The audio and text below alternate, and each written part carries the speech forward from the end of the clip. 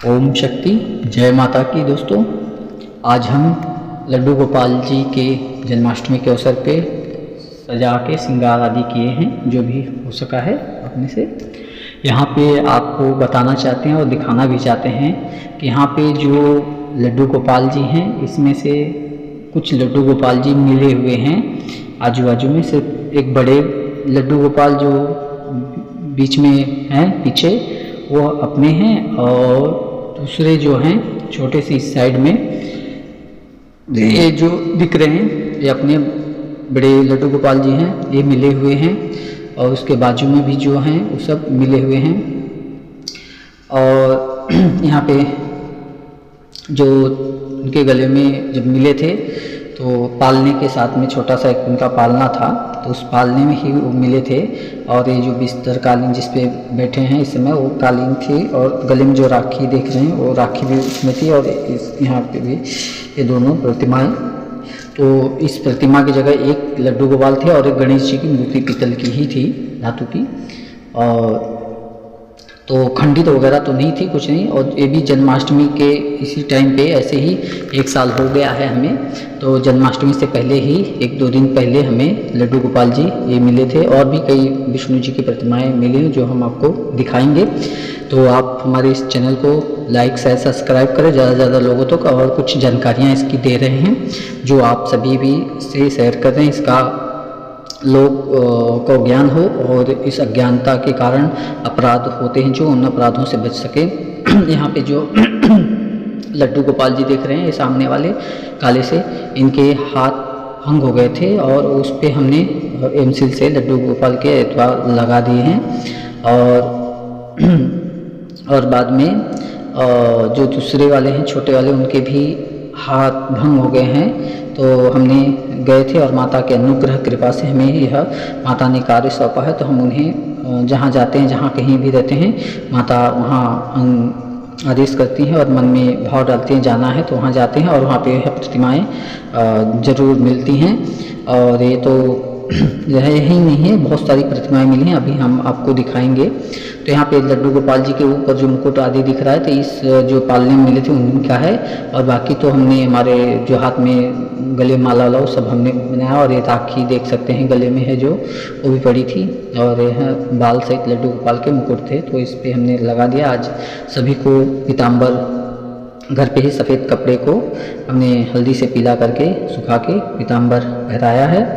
और इन्हें गंध आदि लगा के स्नान आदि करा के आसन पे विराजमान किया है। तो आज जन्माष्टमी के लिए किए हैं।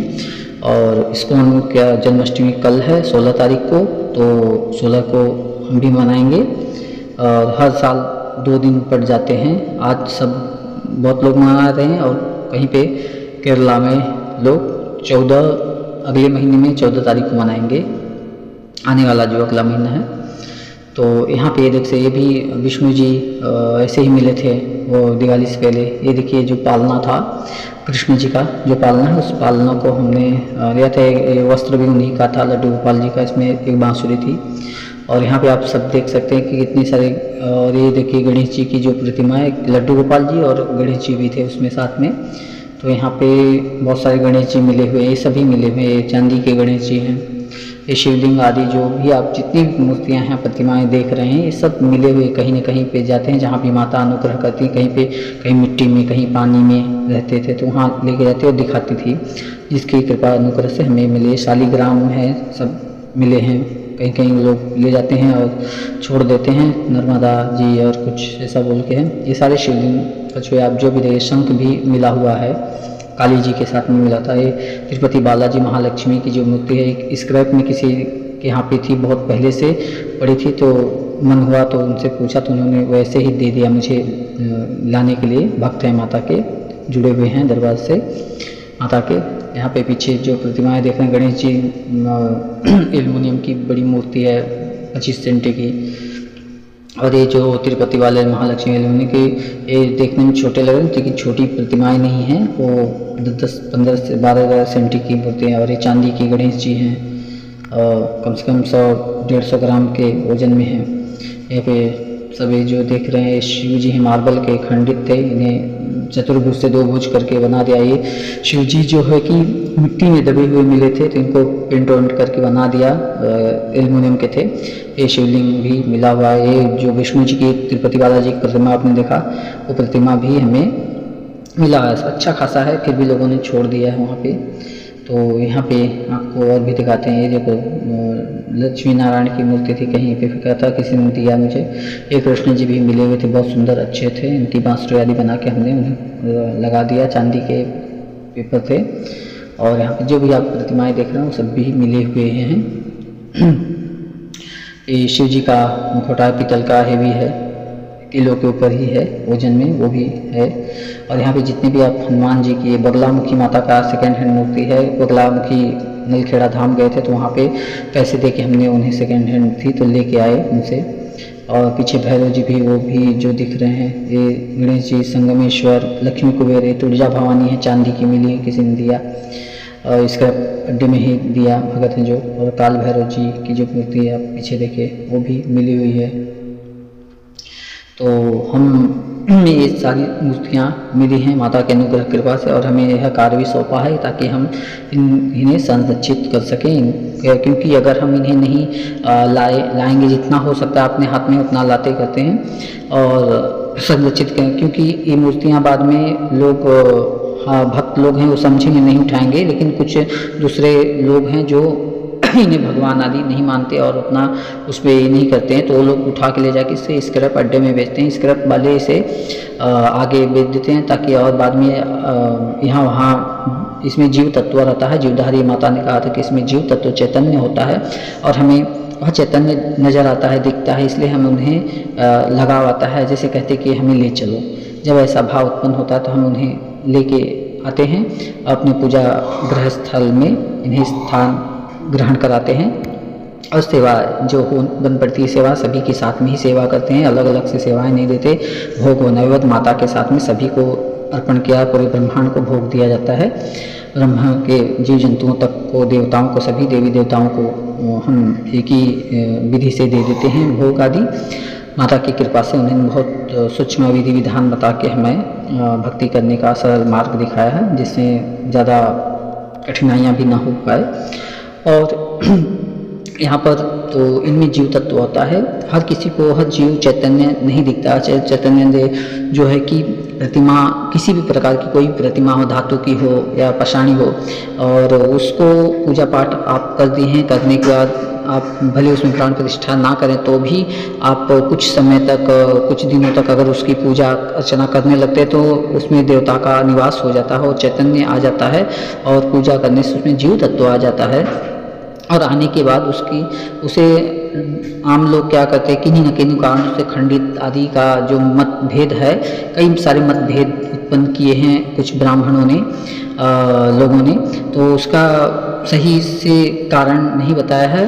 और कई ऐसे मंदिर जहाँ पे हैं खंडित मूर्तियाँ हैं पर उनकी पूजा प्रतिष्ठा है, हो रही है, और बहुत समय से वैसे ही मूर्तियों की पूजा हो रही है। ऐसे बहुत सारे मंदिर हैं। उदाहरण के तौर पे गोकर्णा का जो रावण द्वारा शिवलिंग लाया गया था, वो उसका अर्घा टूटा हुआ है, वो उस टूटे हुए अर्घे की ही पूजा वहाँ पे होती है। और कलकत्ता का जो माँ काली का मंदिर, जो परमहंस महाराज जी थे, वहाँ पे जो कृष्ण जी की मूर्ति स्थापित की गई है, उनके हाथ स्थापना के समय ही टूट गई थी, दूसरी प्रतिमा नहीं लाई। रानी के कहे अनुसार परमहंस महाराज ने भी यही बात कही थी कि रानी ने कहा कि उनसे ही कहिए, इसका समाधान, अभी दूसरी मूर्ति कहाँ से आएगी। इस पर उन्होंने कहा कि यदि हमारे कोई प्रियजन हो, उनके कोई अंग भंग हो जाते हैं तो क्या हम उन्हें उठा के फेंक देते कि उनकी सेवा करते हैं, तो हमें तो उनकी विशेष सेवा करनी चाहिए और सेवा करनी चाहिए। तो भगवान के उसी खंडित मूर्ति की ही स्थापना अभी तक है, जो कि पूजा उस समय से हो रही है। और कई सारे ऐसे दुर्गा देवी की मूर्ति निकली थी जमीन से, जेसीबी से निकालते समय हाथ भंग हो गया था, लेकिन उस मूर्ति को चांदी का हाथ लगा के और पूजा होती है उसकी। ऐसे बहुत सारे मंदिर है जहाँ पे कई जगह शिवलिंग भी जल चढ़ा के और छेद होके पूरा का पूरा खराब, उसके ऊपर चांदी का कवर लगाया जाता है, मुखौटा चढ़ाया जाता है ताकि वो सुरक्षित रह सके। इतना नाजुक हो गया है। ऐसे बहुत सारे मंदिर हैं जहाँ पे शिवलिंग आदि हैं, जिनकी पूजाएं होती हैं, खंडित अवस्था में है। आप सबसे ज़्यादा महाकाल मंदिर का जो ज्योतिर्लिंग है उस पे भी देखेंगे तो कहीं कहीं पत्थरों की लकीरें दिखती हैं, जो कि पपड़ी जैसा छूट गई है, तो लोग उसको खंडित, और ब्राह्मण छोटी छोटी घरों में जो मूर्तियाँ आदि होती हैं तो उसे बोलते हैं कि यह खंडित मानी जाती है। तो कैसे खंडित है, जब बड़े ज्योतिर्लिंग, इतने बड़े बड़े शिवालय में महाशक्ति हो अथवा हो जहाँ पे इतनी श्रद्धा आदि चाहिए, तो वहाँ पे खंडित मूर्तियों की पूजा हो सकती है। और ऐसा मतभेद क्यों करते हैं? तो भगवान सर्वत्र है, और कोई भी मूर्ति किसी ने तोड़ दिया, खंडित कर दिया, उसके टुकड़े टुकड़े भी कर दिए, तो भी उसमें भगवान का जीव चैतन्य स्वरूप रहता ही है, उसमें तत्व रहता है। आप उसकी भी पूजा कर सकते हैं, उसमें कोई दोष आदि नहीं लगता। कहने के लिए दोष है, पर भगवान के किन्हीं भी अंगों की पूजा होती है। कहीं पे भी आप देखेंगे, कहीं पे भगवान के गणेश जी के सिर की ही पूजा होती है, उनके चरण पादुका कहीं भी रखे रहते हैं, चरण बनाया रहता है। कृष्ण जी का सिर्फ चरण ही अथवा तो उनके पैरों की टूटी हुई देखा जाए तो हो गया, सिर की कैसे पूजा हो सकती है? तो ऐसा ये नहीं है। कहीं पे चतुर्भुज में होती है, कहीं दो भुज में होती है, तो क्या वो अंग भंग? ऐसा नहीं है। अपनी अपनी विचारधारा, सोच विचार, अगर आपको ऐसा लगता है कोई मूर्ति ऐसी भंग हो गई तो उसे व्यवस्थित विधि विधान के अनुसार उसे जल समाधि दें या अथवा करें, या किसी मंदिर आदि में दें, आजकल दे दे। पर आजकल ऐसा हुआ कि मंदिरों में भी लोग जब मूर्तियां देते हैं तो मंदिर वाले भी लोग ले जाके स्क्रैप बर्तन आदि की दुकानों में उसे बेच के उसके बदले कोई मंदिर का कोई सामान ले लेते हैं। उनको लगता है कि इसमें कोई दोष नहीं है, पर दोष इस बात का कि आप बाकी चीज़ों का बेच के कर सकते, लेकिन भगवान की प्रतिमा का शास्त्र विधि विधान यही है कि स्वर्ण की हो, रजत की हो, चाहे किसी भी चीज़ की प्रतिमा हो, यदि आप पूजा नहीं करना चाहे तो उसे मंदिर देवालय में कहीं रखें, या अगर उसे बेच नहीं सकते आप, उसे तो खंडे अथवा नहीं कर सकते, उससे विसर्जन का ही प्रावधान दिया जाता है, या मंदिर में देना या कहीं ऐसे जगह पे स्थापित कर दें। जो पूजा वूजा आदि आप नहीं करना कर पा रहे हैं या करना चाहे, कोई ऐसा कारण है, या कोई भक्त पूजा आदि करना चाहते हैं, कोई करते हैं, वो प्रेम से लेना चाहते हैं तो उन्हें दे सकते हैं। अगर कोई नहीं ले तो उन्हें अच्छे से मंदिर आदि में रखें। यहाँ वहाँ रखने से क्या होता है कि लोग उसे उठाएंगे और स्क्रैप के अड्डे आदि में बेच देंगे। उन्हें पैसे से मतलब रहता है, पीने खाने वाले लोगों को जो नहीं मानते हैं इन चीज़ों को, और उन्हें उनमें आस्था नहीं होती है। और इस दुनिया के फ़ोटो कैलेंडर्स आदि इतने फेंके जाते हैं, जहाँ तहाँ पैरों में लग रहे हैं, गिर रहे हैं, उनकी दुर्दशा देख के हम करें तो भी क्या करें, हमारे हाथ में जितना होता है हम वहाँ से इन मूर्तियों को जहाँ दिखते हैं माता ले जाती हैं, और उनकी कृपा से, अनुग्रह से हम उन्हें एकत्रित करके ला के रखते हैं और संरक्षित करते हैं। उनकी पूजा अर्चना होती रहती है मंदिर में सबके साथ में ही। और बाकी प्रतिमाएं नहीं ला पाते हैं, नहीं कर पाते, क्योंकि हमारे पास उचित स्थान उतना नहीं है। इतनी सारी तादाद में फ़ोटो फ्रेम हैं, जो नए नए फ़ोटो फ्रेम, नई नई मूर्तियों को ला के लेते हैं लोग, शौक़ से जाते हैं धाम पे और लेते हैं, और ला के फिर उन्हें थोड़े दिन रखते हैं, फिर उसके बाद उन्हें रास्ते पे पेड़ के नीचे यहाँ वहाँ रख देते, जिससे अपराध लगता है, हम उसके दोषी होते हैं और उनका अपमान भी होता है। बहुत सारी चीज़ें हैं। तो आशा करते हैं आप सभी को यह वीडियो अच्छा लगी हो, जानकारी अच्छा लगी हो, तो आप सभी इसे लाइक शेयर सब्सक्राइब करें, ज़्यादा से ज़्यादा भक्तों तक पहुँचा, ताकि वो लोग भी ऐसा कार्य ना करें। और जिस किसी को मूर्ति प्रतिमा यदि नहीं रखनी है, नहीं पूजा कर सकते, वो हमें भेज सकते हैं। ओम शक्ति, जय माता की, जय महादेव।